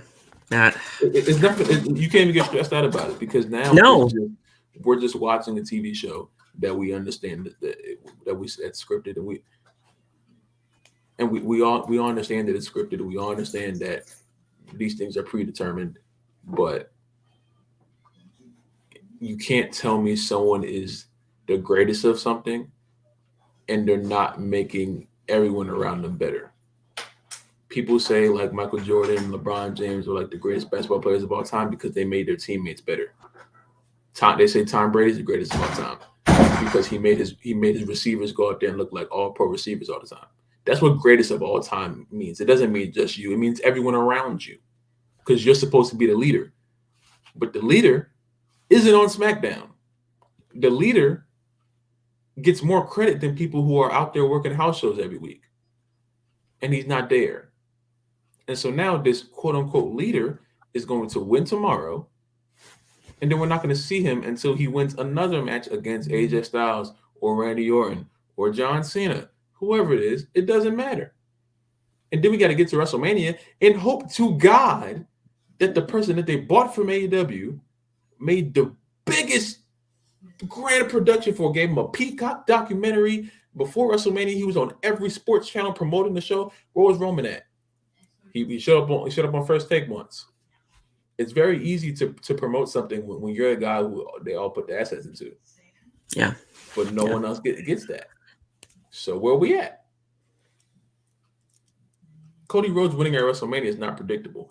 Roman Reigns being the one person that this company cares about, that's predictable. You can't prove the Cody thing because that's just hearsay. You can prove the Roman thing because you're watching it right now. Yeah. So it's and Aiden, you're saying that Kevin Owens is gonna have like another match with Roman. I don't even want to see that. I don't. What's the last time we saw that was a great match. Don't get me wrong, but that it didn't do anything. I'm saying I've lost this is going to be a great match. Great matches are good from beginning to end. Beginning to middle is good, and then end what? Ref bump spear. The stories for the matches were good during this run. Don't get me wrong. At some points during the time, but then all of a sudden, like I told you guys from the very beginning, WrestleMania 38, that was my point in time where I was done with everything when it comes down to Roman Reigns. Loft was done earlier, but I was done for WrestleMania 38. I gave him the benefit of its doubt to WrestleMania 38. I should not have done that. I shouldn't have. Because when they unified these championships to begin with, I thought having one world champion for everybody involved, I honestly thought the brand split was going to be over. I thought everything was going to be good and dandy. They completely said, yeah, Phil, fuck that logic. We're going to be doing something completely different. And we're here now. And you know how scared this company is of losing Roman Reigns. You see how much they care more about him than they care about anybody else. Because remember, day one, Roman got sick, and they completely said, Brock. That was one of the most asinine decisions I've seen any wrestling company do in my life. Yeah. You do it to Brock just for him to go back. Oh, yeah, not five-way. And that 5-way. Yeah. They started adding people to the match. And then now everything is messed up. Now, yeah, because Brock was not supposed to be champion at that time. Like, he was not supposed to be winning that title. I forgot he was supposed to win the title that night, but there was going to be a new champion. Rollins was supposed to win the championship. It was supposed to be Rollins, right? Yeah, it was Rollins. Yeah. So again, Rollins got snubbed of that. And they already messed up the WWE Championship thing because Big E was champion, and then they did the ladder match, and Rollins won the ladder match. So that means Rollins versus Big E. But then they're like, "Oh, Roman's sick. Okay, let's just throw everyone in the ring." What are you doing? Roman got sick, and they just threw every paper out. Because they have no idea what they're doing now. And Triple H, while Triple H has been here and has done great things, the honeymoon period for Triple H is over. SmackDown is sometimes good, sometimes bad. Raw is losing ratings every week. The one person that's doing good on the WWE mostly every week is Shawn fucking Michaels. And the thing is, of course we don't blame Roman Reigns for getting sick. That's out of his control. That's his body. I think I care more about Roman Reigns' health than his fans do. Because if he's this sick, and if I see someone who is this sick, I don't put the entire company on his shoulders and put all that pressure on him because he's sick. So the moment that he has to sit down somewhere because he's tired, his body is tired, they don't know what to do. Now, look, we are not shitting on the fact of Roman Reigns and his leukemia or his conditions or his illnesses or anything. That is not what this is about. Trust us. Like, we know that what he was going through at that time and what he's dealing with is serious. That's, of course it is. We would never go anything against that. But Loff is right. You would think that you would not put your title on somebody for years plus on a guy that while he's been good, things can happen on a moment's notice. What's up, Trent? LA Knight wins or we riot. Let's start rioting. We love it, man. You know, I gotta talk to you later, bro. But yeah, better get your pitchforks now because he's gonna acknowledge his tribal chief tomorrow. And he likes Roman too, but at this point in time, like, you know, he just loves he likes Roman, but he's basically in the same boat that we are, and the fact if Cody won at WrestleMania 39, none of this would have ever happened. So he's basically on our side. It's just that the reign at the time was kind of good for him. And Trent, when you just texted me, what time is Crown Jewel tomorrow? 1:00 Eastern Standard Time. So whatever that is in Florida. I think Florida's. I don't know if Florida's the exact same time, but I think so. But it's 1:00 EST. So, but yeah, that's it. That's what we got. It is currently 9:30 right now at the time of this recording. Sorry, Loff, we basically went through 3/4 of the show for SmackDown. But the show is taped, so it's not like it really was anything. But yeah, that's Crown Jewel. And then we're not gonna have anything for 3 weeks up until Survivor Series. And then December, there's no pay-per-view for WWE, unless you count Deadline, but that's NXT. I'm talking main roster, no main roster pay-per-view for December. So from Survivor Series until the Rumble, bro, that's your build. And that's a long-ass build.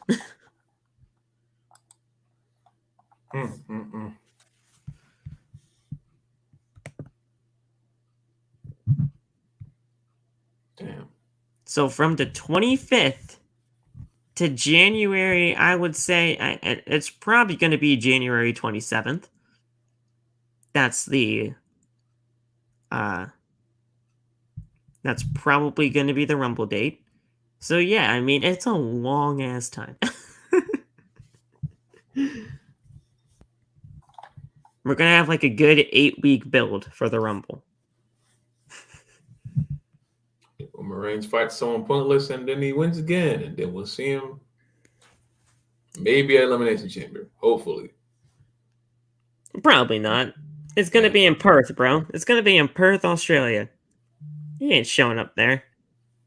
He's showing up tomorrow. Okay, well, he's going to be there tomorrow.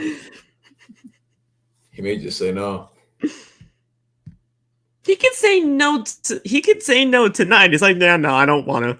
I don't want to show him. I hope he's there now because I would hope he's already there because They should have made him get on that plane. That shit's crazy, man.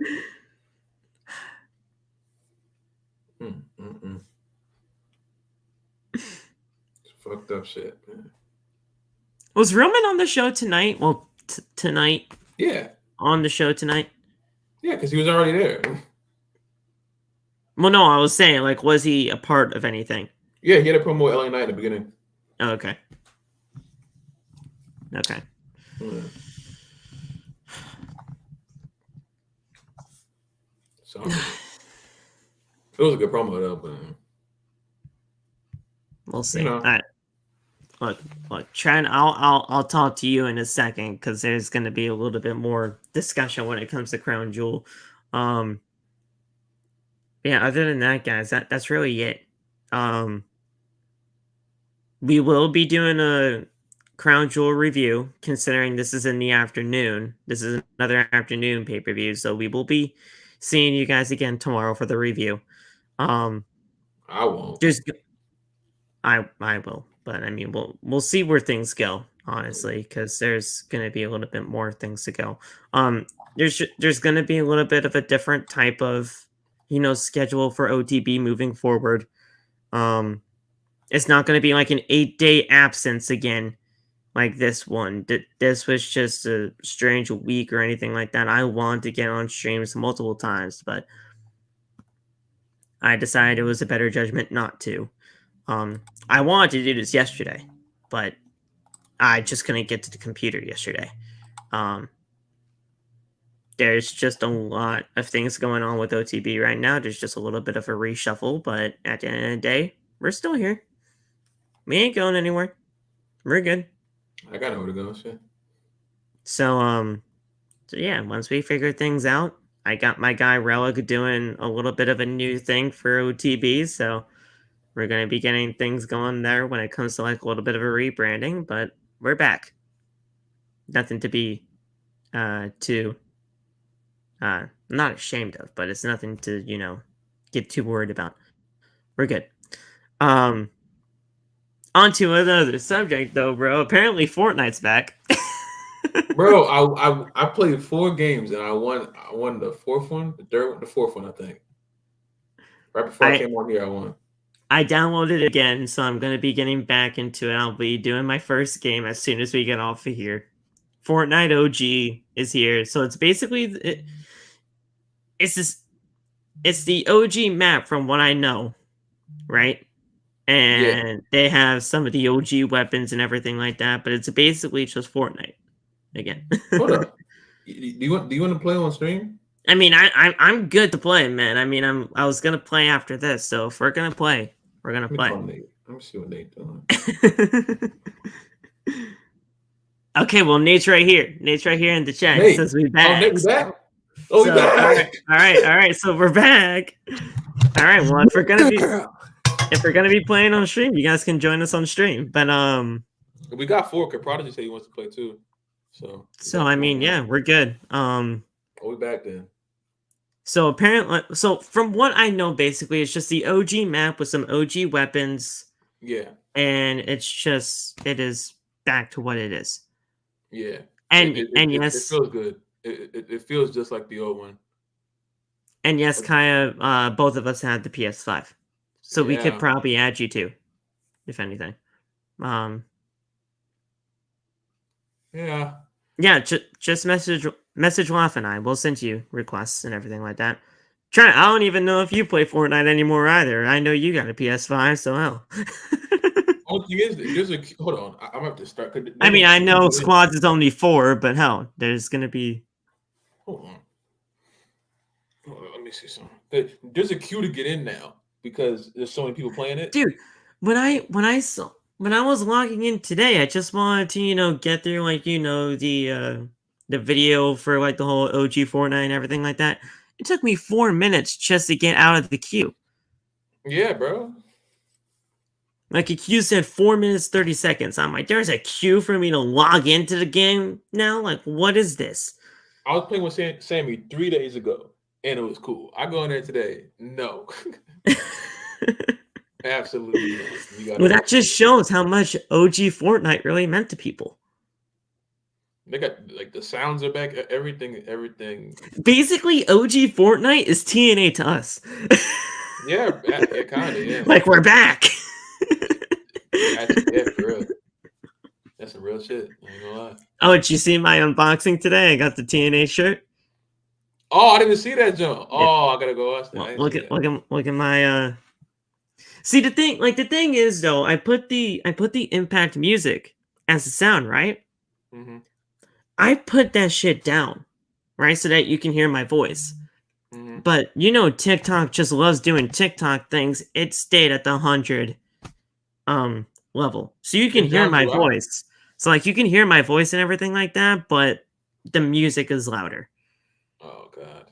Because TikTok loves doing TikTok things. I know I put that thing down to where you can hear my voice, but it's just reset to the default normal sound volume. Definitely.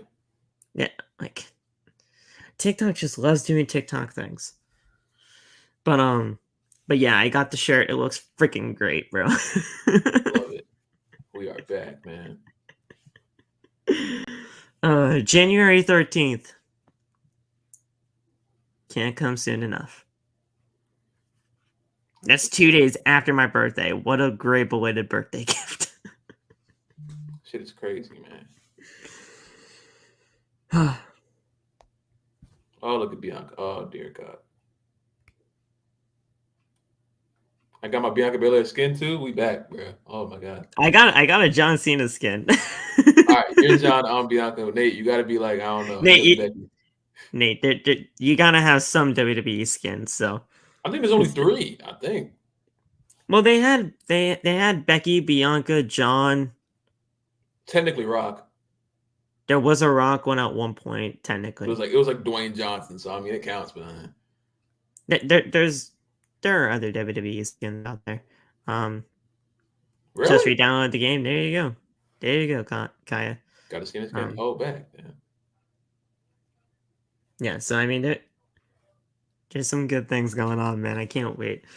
All right, guys. We're gonna get the hell out of here. Join us on stream because they're gonna be playing Fortnite. So there you go. Have a good rest of the night. We'll see you tomorrow for the review. I'll be here, but somebody will be here along with me for the review. If it's not Loft, it'll be somebody. Fuck ass work unless I call out. Okay. So that's it. You just have work that day. Yeah. So are you not? Well, you're gonna be seeing it. Yeah, I'm watching it. You're gonna be watching it, but I'm not missing a second of that damn show. It's just not gonna be there. So yeah, we'll see you on the review, if anything. So have a good one, guys. Stay safe, God bless, and we will talk to you tomorrow on episode. I said to StreamYard that this is episode 439. It just says episode. Okay. Look at the title. Look at the title. Outside the brand, episode blank WWE. I said 439. It didn't save it. God damn it. All right. Well, I'll just have to edit that in the YouTube Creator Studio later because I also have to put a thumbnail for this thing. Oh, yeah. God damn it. Whatever. We'll see you tomorrow for the review. Episode 440. The Crown Jewel review. Talk to you guys soon. Peace. I love MILFs. What? Don't. No. We're not ending it off of that shit. What the fuck is that? What the fuck is that? You're supposed to cut it. At that point, you're supposed to cut.